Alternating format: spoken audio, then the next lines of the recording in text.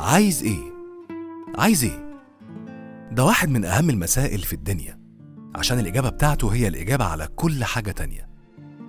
لما تبص على العالم النهاردة تكتشف على طول إن أغلب سكان الأرض بقوا عايزين حاجة واحدة، عايزين فلوس.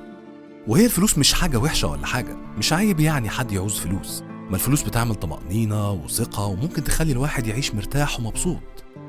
بس الموضوع بقى إن الفلوس ما تنفعش هدف، ما تنفعش تبقى الإجابة بتاعت السؤال ده عايز إيه؟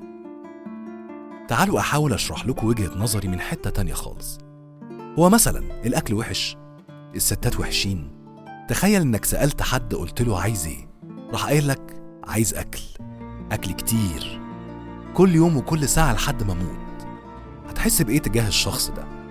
أو واحد تاني يقول لك عايز حريم، هتقول عليه إيه برضو الشخص ده؟ هتقول عليه حيوان، صح؟ ليه؟ عشان هو كده يبقى حيوان فعلا. ليه حيوان؟ عشان لو جبت أسد جعان سألته عايز إيه هيقول لك لحمة، ولو جبت نسناس عنده هرمونات ذكورة زيادة وسألته عايز إيه هيقول لك نسناسات. بس البني آدم لازم إجابته على سؤال زي ده تبقى مختلفة. أمال البني آدم إزاي؟ أمال التاريخ ده كله إيه؟ والمكانة دي إيه؟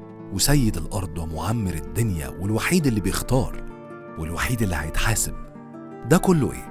في فرق كبير جدا بين إن البني آدم يشتغل مثلا عشان يعمل فلوس، أو يشتغل عشان يبقى نافع ومهم ومفيد ويتحقق كبني آدم، وبعدين يعمل نفس الفلوس. وبعدين المشكلة مش في الفلوس، المشكلة إن الواحد ممكن الفلوس أو غيرها تخليه ينسى هو أصلا عايز إيه، هو موجود ليه.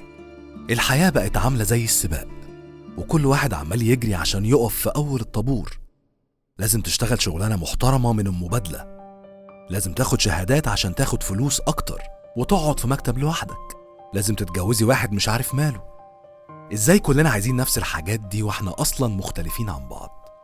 ليه مش مسموح لحد يعوز يبقى فقير ولا ما يحبش الفلوس؟ ليه كل الناس عايزين يبقوا العيلة بتاعت إعلانات شركات التأمين اللي على كوبري أكتوبر؟ وإزاي أصلا الحلم السخيف بتاع الأفلام ده شال من سكته كل الأحلام التانية، الأحلام اللي ممكن تكون بسيطة بس جميلة وحقيقية وبتاعت صحابها؟ وتاني، أول الطابور جميل خالص ورائع وبديع، بس مش هو كل الموضوع. إحنا مش خيل ولا كلاب سبق. وبعدين كلمة كفاية أنا كده كويس دي تفتكروا راحت فين؟ وقعت فين من الناس؟ وقعت في السباق، عشان في السباق مفيش حاجة اسمها تمثيل مشرف، في كسبت ولا هتروح بأزيال الخيبة. بس الدنيا مش كده. تخيلوا لو ابن رشد ونيوتن وأفلاطون وغاندي كانوا بيشتغلوا عشان الفلوس، كان حصل إيه؟ كان زمان الدنيا بقت أوحش من كده بقد إيه؟ والله العظيم ما لازم تجري أصلا. السباق ده احنا اللي عملناه على فكرة، بس احنا مش مخلوقين عشان نجري.